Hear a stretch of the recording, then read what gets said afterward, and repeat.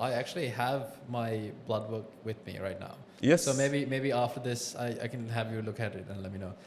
But I will also come and say that one of the biggest excuses for not working out is no time. The second big excuse for not working on and living a healthy lifestyle is I don't have the money to eat as healthy as the normal healthy person should.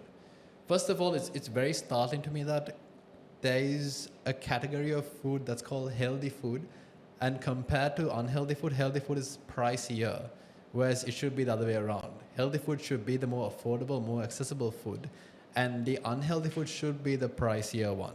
Whereas now, I think a bottle of water and a bottle of Coke might go at the same price, which is terrible. But what advice would you give then the general populace who is saying that they don't have the money in this economy to purchase healthy foods? What alternatives can you give them? Yeah, so as you said, I think so-called healthy food one would find difficult Yes. and more expensive. But to be healthy, you don't need money. Right. Because I think a lot of people think that in our country, we have to have 3 meals a day. Mm-hmm. Even politicians take this issue, oh my gosh, that people don't eat all 3 meals. I have to make sure that they would eat all 3 meals. Right. No. And if you can skip a meal and out of all 3 meals and skip 1 meal, have 2 meals a day. And so it's more healthier. Why is that? Because, I mean, if you take all 3 meals, means more rice, more processed food, more sugar. Right. Yeah. So then all these ill effects. So if we at least cut it to 2 meals, at least the effect of those things will be very much lesser. Okay. So that is one. Other thing is, I mean, in our country, I would say, if you want to take proteins, I mean, there are good sources. Eggs. People think that eggs are expensive, but I don't think eggs are expensive. People also say eggs are very bad for you if you have more than 2 or 3 eggs a day, including my mother, who think eggs is having more than 3 eggs a day is terrible. You'll get some sort of heart disease if you have it. Is that factually correct? No, it's a myth. Okay. And if you take, I would say, the eggs are the most nutritional or nutritional food item. Right. And it's very nutritious. Okay. And and cheaper also compared to any other healthy food. It has all your essential amino acids. Right. It has all the micronutrients, vitamins you want. I mean, in an egg. Right. So, I mean, you can't find any other food item that has got this much condensed all your requirements, micronutrients or the proteins, you name anything. So this is the cheapest way you get your nutrition and the balanced nutrition, if at all. And I don't think it's as expensive as the red meat. Right. And any other food item, you said healthy food. So, but as far as I'm concerned, the healthy food, I mean, people think it's expensive. May not be always. Vegetables.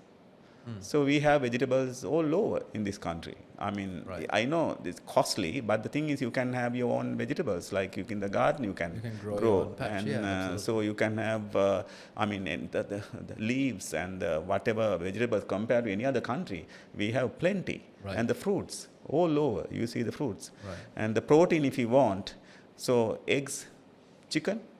Right. So you have, and then the plant proteins, you have nuts, you have the proteins, even other yarns or whatever you eat, potatoes. Right. So they have proteins. Okay. So what I am trying to say is healthy foods are not always expensive. Right. So, and also I think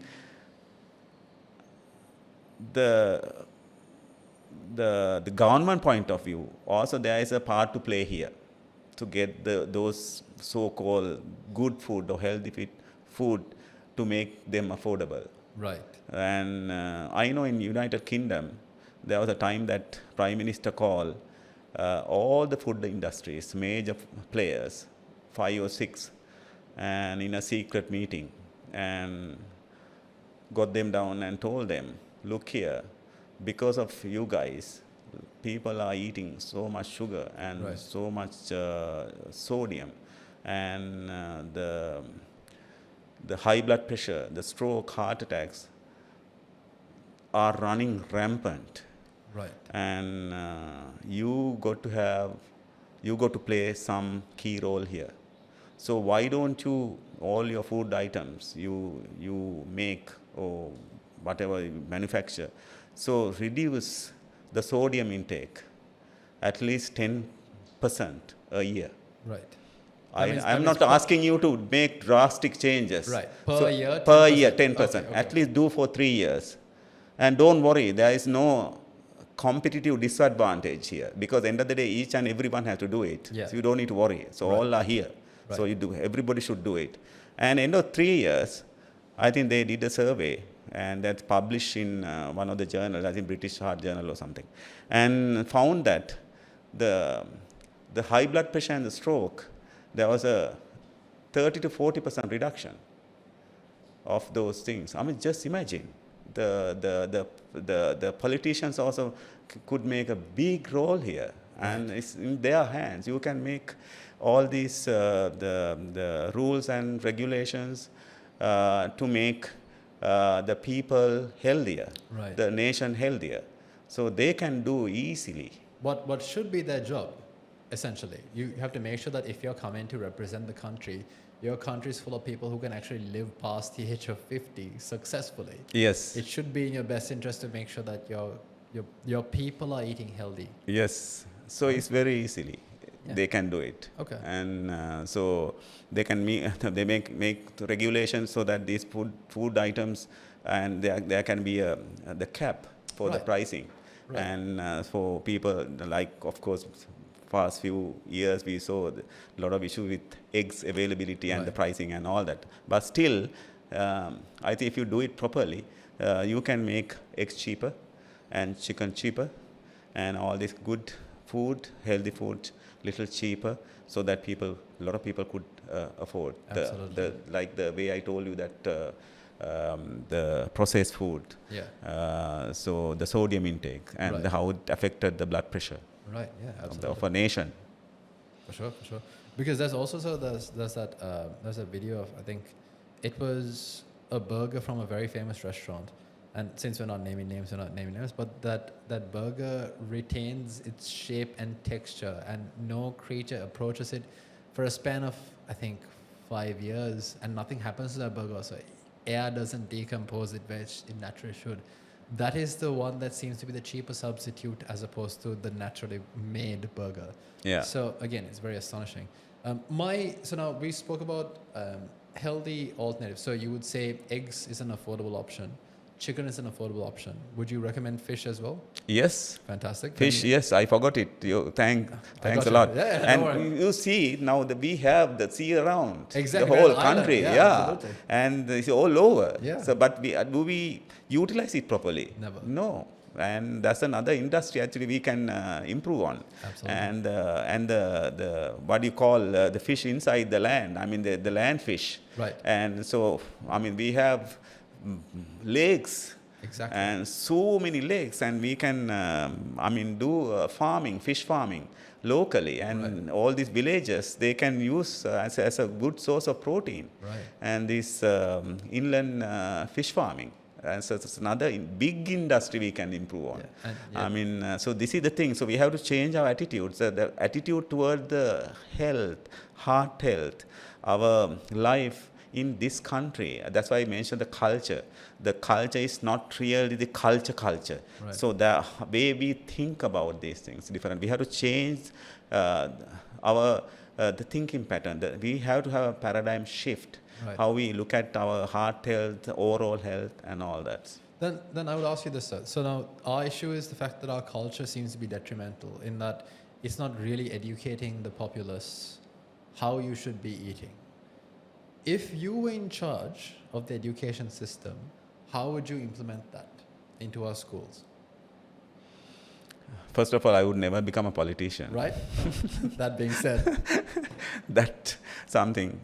we take a very hypothetical scenario. Hypothetically. Hypothetically. He's Honorable Minister. Yes. Gotabhaya Ranasinghe. And I would very much concentrate on the health, overall health of an individual. Right. Starting from school. Okay. That's where you have to start. And in the school curriculum itself, you have to educate children about the heart health, overall health, and how to be a very balanced person. Right. And so health is the most important thing in a person. If you don't have that, you can't do anything. Right. So that is number one, the educating children about the health properly. And all about non-communicable diseases, their risk, all that. As well as, I think I would say, I make sure that availability of these healthy foods at a cheaper rate. Right.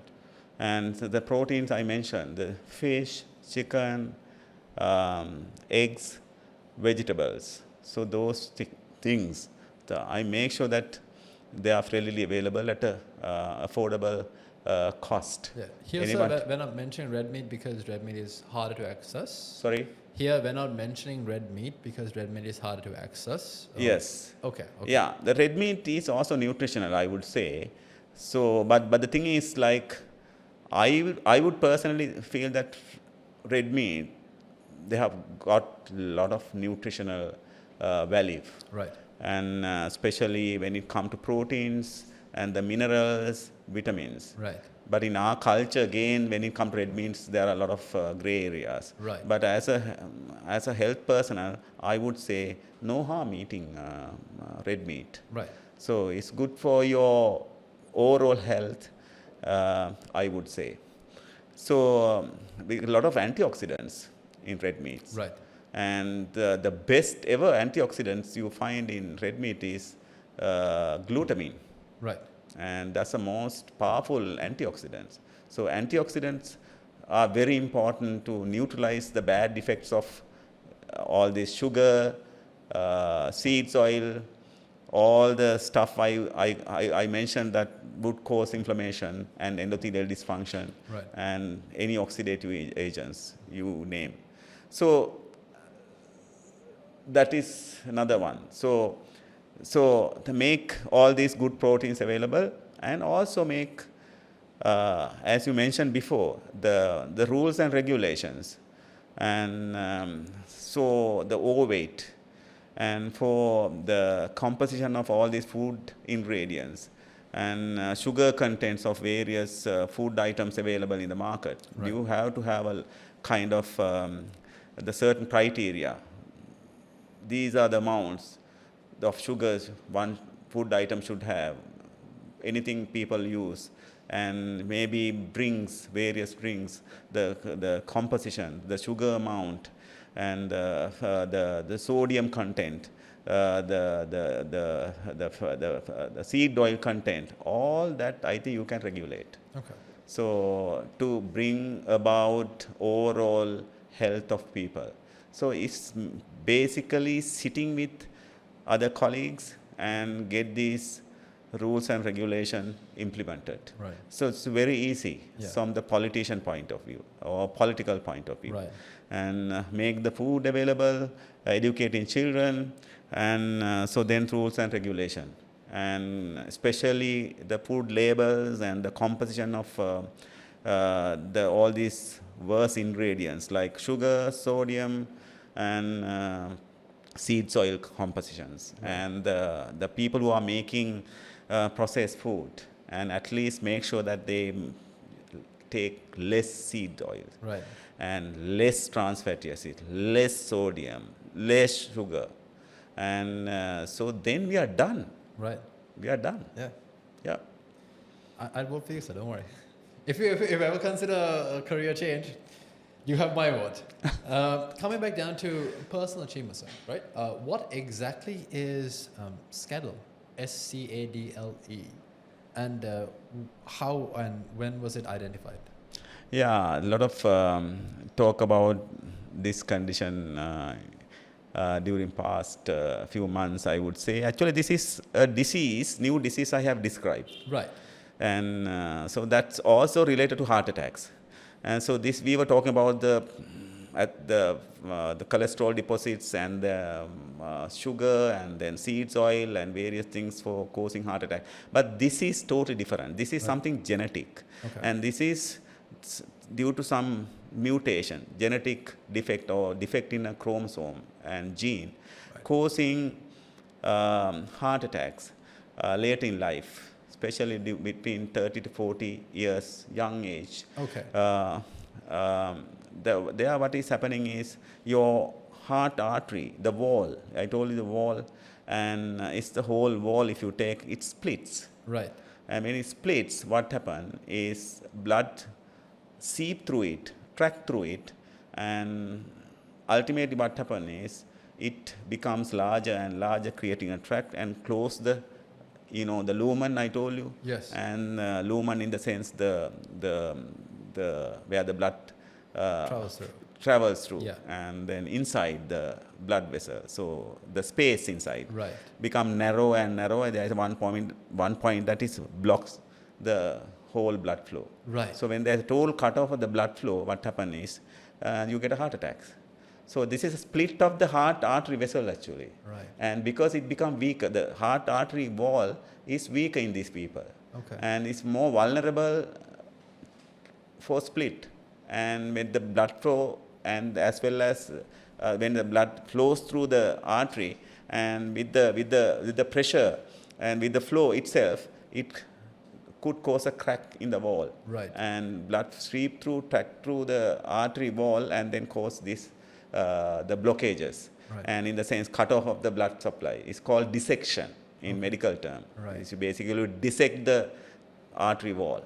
Okay. And so that happens and you end up in a heart attack.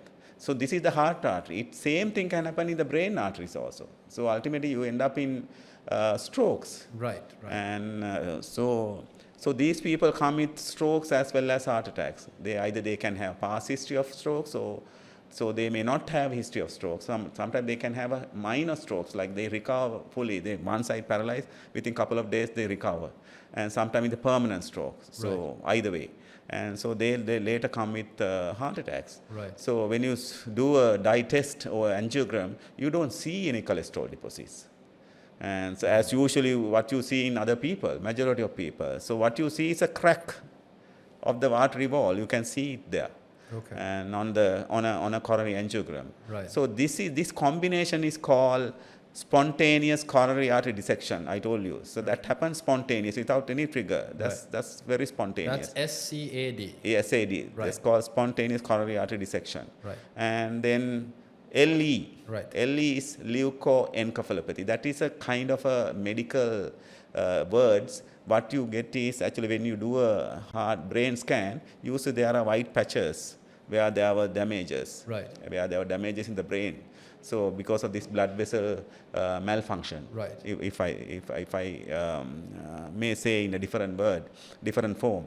And so you see leukoencephalopathy and SCAD. Together I put one word called SCADLE. That's how this name came. Right. I found this patient last year, early 2023. And I reported in the world, one of the best journals, number 1 or 2 if at all. And it's called European Heart Journal. Right. And so they accepted it as a new disease. So now it's described, accepted, and now it's in the medical jargon. And so it's as a new disease. All right. Congratulations for that. Thank you. Right. But then also, so you said that this is is it hereditary? In that my grandfather would have it, my mom could have it, and I could have it? Or Yes. is it lifestyle impacted? No, it's nothing to do with the lifestyle. No. It's hereditary and Okay. genetic. It's called autosomal dominant pattern.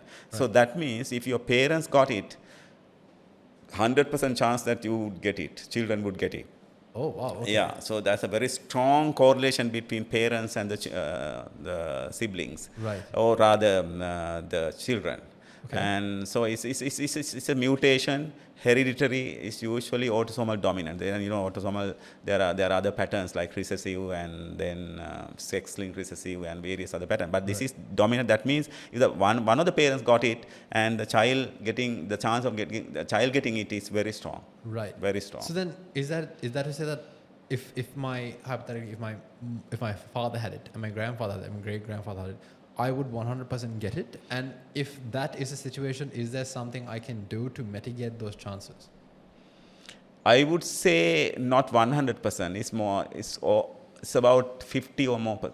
50 or more. Okay. Yeah, okay. 50 or more. But then, is there something I can do within my power to mitigate that from happening at all? Can I bring it down to 30 or maybe a 20? No, because if you got the mutation at young age, you would not know about it. Oh. And so till you get the disease.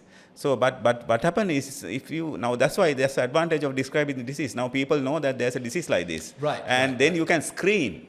Right. And suppose somebody in your family got a stroke and heart attack. Right. Now I isolated the mutation also. Right. I name it also. Right. And so you can go for specifically this mutation and look for that. If that mutation is there, then you have to be a little careful. Right. And so you should not engage in strenuous physical activities, and you have to be careful if you have high blood pressure, if you are careful with especially the physical activities. Right. And because this strenuous physical activities could trigger this kind of dissection and the split of the arteries. Oh, so if you just have to be lucky at this point. If you get it, you get it. Okay.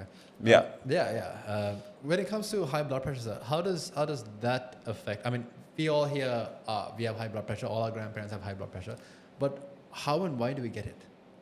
Yeah, this is another thing among the most overlooked. Right.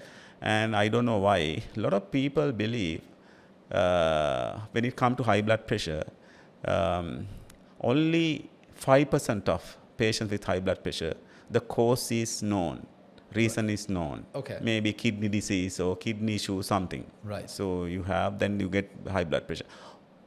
95% people think there's no cause. Okay. It's called idiopathic. Okay. So I strongly believe that's nothing called idiopathic. All these people, there should be a reason. Right. I'll tell you the reasons. Right. The thing is, people don't think. Okay. People don't go for it. So what are the causes? I mean, if you see, then this 95%, if at all, say 90%, so there should be some reasons. Most of the people, either they have chronic stress. Right. Chronic stress. Right. So when you have chronic stress, sleepless night, increased level of cortisol, so I mean you get high blood pressure. Right. Because I told you before, so the hardening of the blood vessel wall, endothelial dysfunction could cause hardening of the blood vessel wall. When there's a hardening, it won't expand. Right. So there's a pressure. So always, I mean, this is a tube, long tube, 59,000 long tube. Right. Blood vessels, whole blood vessels. So just imagine little pressure coming from the wall could cause rise of the blood pressure. Right. So simple as that. And so that is one. Stress. Smoking. Right. Yeah. Smoking cause. Yeah. And stress. This is smoking and this is both smoking cigarettes and vaping. Anything. Right. Any nicotine. Anything. And so that is number two. And also there are other reasons like I would tell you there's another reason, that is there's a thing called homocysteine. The homocysteine is an amino acid you need for survival. Right. You have that in your body. So when the homocysteine level goes up, a lot of people don't think about this, and it could cause hardening of blood vessels. Right. And causing pressure. And also it could cause heart attacks. Okay. So one has to measure it. Your level has to be below 9. But labs give your upper limit is 12. No, not 12. It has to be 9. So it should be below 9. If it is below 9, then you should be very happy that you are little safer with regard to blood pressure and heart attacks.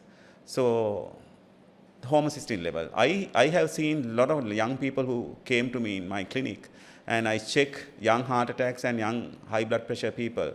So their homocysteine level is far beyond even 15. Okay. So you have to bring it down. That is a cause for high blood pressure. Right. And what about sugar? Right. Your best friend. Yes, Yeah, right. the sugar, the endothelial dysfunction, hardening of blood vessel wall. Right. So that's a main culprit. And anything that could trigger inflammation in your body, that is sugar, seeds oil, any oxidative agents, you Right. name it, anything. And stress, lack of sleep, and that. What about magnesium? A lack of magnesium. Yeah, that's the most important mineral for human body. I think it triggers it. There are about 350 the reactions, Right. body reactions, and enzymatic reactions. So I mean body functions, and it goes and kind of help. Right. And you need vitamin, the magnesium to function, the cellular functions. Right.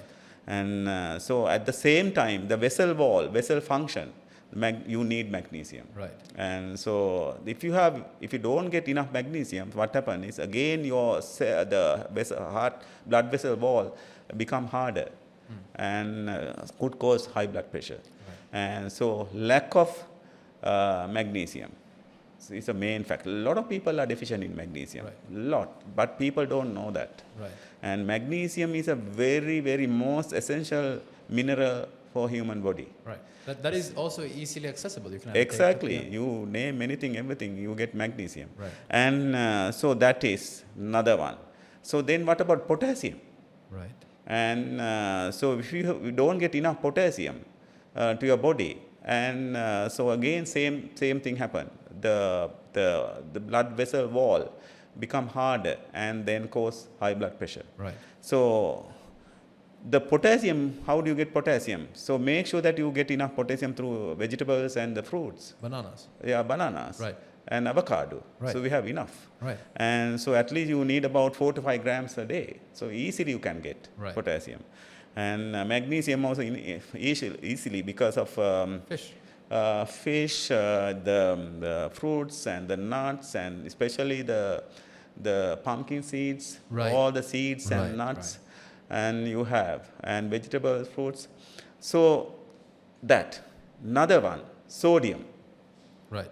Too much sodium. Too much sodium. Too much sodium. And if you get too much sodium, I mean, I told you the story. Yes. That in the United Kingdom. And so people take a lot of sodium.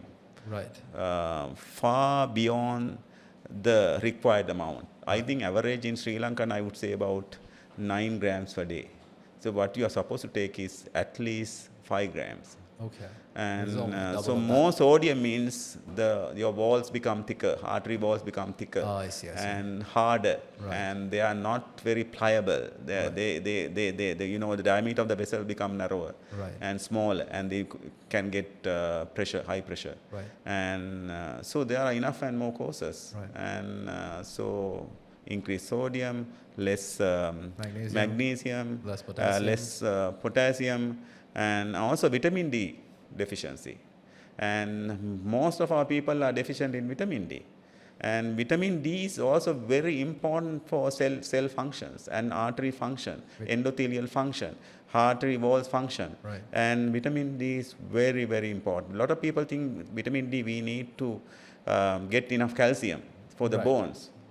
And so that's also very important. But more than that, for our own survival, our endocrine functions, and our testosterone, estrogen. This is sunlight. Yeah, sunlight, yeah, that's Right. right. But are we going to sun? No. No, we are not. Right. Just because we are inside house and our places inside your car or whatever, so it does not mean that you get it. You have to go and get exposed yourself at certain period of the day. Right. And otherwise you won't get enough vitamin D. Right. And also if you get more sunlight, they can get more harmful effect also. Right. Skin And cancer. so therefore I think one has to take your vitamin D, the amount with the food. Right. And whatever food, I mean, there's plenty of food available with Right. vitamin D, especially dairy, and then vegetables and the nuts. and you name. And or if at all otherwise, if really deficient, you take it as supplement. Right. And so vitamin D is another factor. So there are so many factors contributing to high blood pressure. So nothing called idiopathic Right. in my personal book, personal belief. Right. These are the reasons. But a lot of people don't look at these things. A lot of people don't think about this. These are also a factor. And Right. sedentary lifestyle, again, same thing. If you are very sedentary, no exercises, lack of exercises, again, another reason for high blood pressure. Right. And my closing question, sir, would be, I know this because, like I said, I have my tests because very recently I went to get my blood work done. Do you think the amount of times that we past the age of, we'll say 30, go get our blood work done is very underrated? And B, how often should we get regular blood work done? Yeah. Basically, what you have to chase is your metabolic health. Right. I told those 5 criteria. things, yes. Yeah. Make sure that those 5 requirements are there. Right. And whether you do 6 months or whether you do annual or whether every third year or whatever, and make sure that you are metabolically healthy. Right. That's the easiest way to make sure that you are healthy. Right. And especially when you have a family history, strong family history, bad genetics, and if you are a very vulnerable person, Right. for all these non-communicable diseases like your job, your family background, your environment, the way you eat, everything. So if you are a very vulnerable, very prone person, then make sure that you chase your metabolic health. Right. And so keep your metabolic healthy parameters or your metabolic health intact. Right. And if you achieve that, I think you are 70%, I can guarantee you that you are free of all these metabolic diseases. Not only that, your longevity. You will live longer, you will live happily, you will get your good spirits, good confidence. Your heart, body, spirits, soul will be intact. Right. As long as you live. Right. And then we'll say per year, how many times would you recommend me as a 32-year-old man, how many times do you recommend I go get my blood work done? Twice A at year. least twice a year. So biannual as well. Yeah, biannual is the best. Fantastic. And I think that's all the questions I have for you, sir. Do you have any closing statements that you'd like our listeners and our audience to know when it comes to heart health in general? That's one, I think, metabolic health. Metabolic health Yeah, is that's in summary. the top 5. Yeah, top 5. Okay. Yeah, big 5. Right. As long as you have the big 5 in metabolic health sorted out, Yeah. you should be good. Yeah. Okay. That's the biggest 5. Fantastic. Yeah. And I think with that, our episode comes to a close. So thank you so much, Dr. Gota, for having me here, because I, as a layman, was able to learn so much. What information I would get is either I talk to somebody who is learned like you, or I would get my information from online sources, and you don't know how credible these sources are. So learning this firsthand is, well, it's been an absolute privilege for me. But I know that our audience also has a lot to reflect on with regards to not just lifestyles, but we brought it to particular lifestyle patterns in this beautiful country of ours.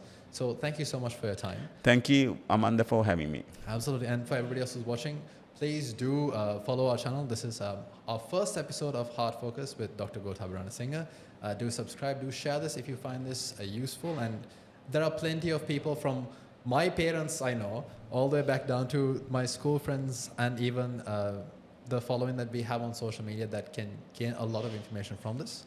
So thank you once again, and we'll see you in the next episode.